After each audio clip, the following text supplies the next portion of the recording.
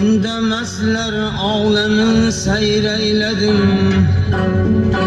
seyritimin bir yav hayreyledim.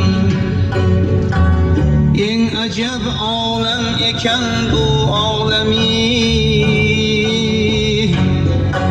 seyr kılsın bolsa her kimni gemi.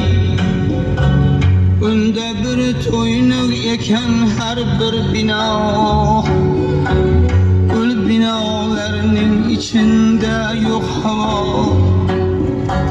Suresi yok, sahni yok, hayvanı yok, akrabalar yok, aziz mehmanı yok.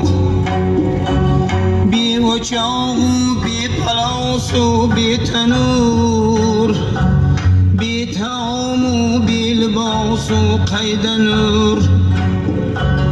Akserin tamın besüddür xarıqas, sahibi barku velikin bir nefes.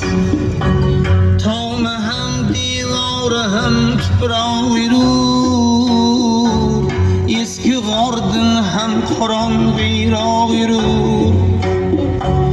Üstüde sansız şümali yorgalar, türlü türlü kurtkumuzga vurmalar. Kar yağmur tamların kılmış harap, layga eylenmiş teni âli cenab. İndemezler ağlamın seyreyledim, seyretim min bir yav hayreyledim.